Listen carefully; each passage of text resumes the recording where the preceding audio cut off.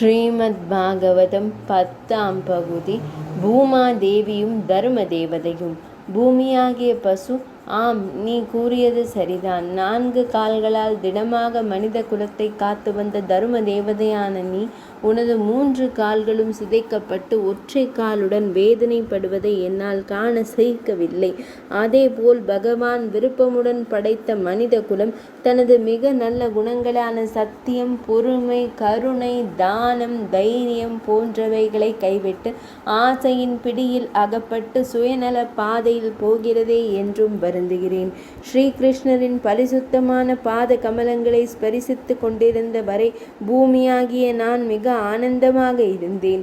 இன்றோ கலிபுருஷன் ஒட்டுமொத்த பாவங்களின் வடிவமாக ஆளுமை செலுத்த தொடங்கிவிட்டான். என் கதி என்ன ஆகுமோ தெரியவில்லை என்று விம்மியது. இப்படி அவர்கள் பேசிக்கொண்டிருந்த போது கருத்த உடலுடனும் கோரமான உருவத்துடனும் ஒருவன் அங்கு வந்தான்.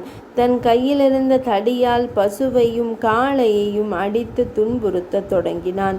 இதனை கண்ட பரீட்சித்து மன்னன் கோபத்தின் உச்சிக்கு சென்றான். விறுவிறுவென்று அந்த இடத்திற்கு விரைந்தவன் பிராணிகளை வதைத்து கொண்டிருந்த கொடியவனை பார்த்து சீறினான்.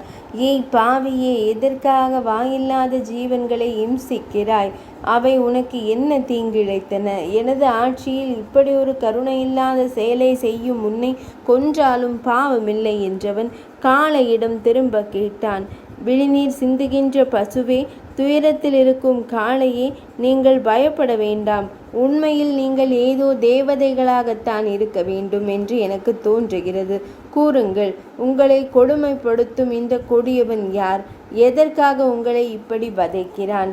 காளை குற்றவாளியை காட்டிக் கொடுக்க விரும்பாமல், மன்னா, எல்லாம் விதி என்பதை தவிர என்னால் வேறு என்ன கூற இயலும்? நான் யாரையும் குற்றம் சொல்ல விரும்பவில்லை என்றது. பரீட்சித்து மன் சட்டென்று புரிந்து கொண்டவனாக பேசினான். விரோதிகளை கூட காட்டிக் கொடுக்க விரும்பாத நீ தர்ம தேவதையாகத்தான் இருக்க வேண்டும். தவம், நல்லொழுக்கம், இரக்கம், சத்தியம் என்கிற 4 கால்களை கொண்ட நீ இப்போது பெண்ணாசை, மதுமயக்கம், தற்பெருமை போன்ற அதர்ம காரியங்களால் சத்தியத்தை தவிர மற்ற 3 கால்களையும் இழந்திருக்கிறாய் என்று புரிகிறது.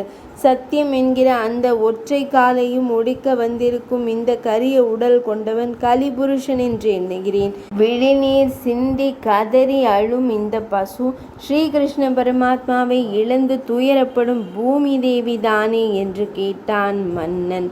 10ஆம் பகுதி நிறைவடைந்தது.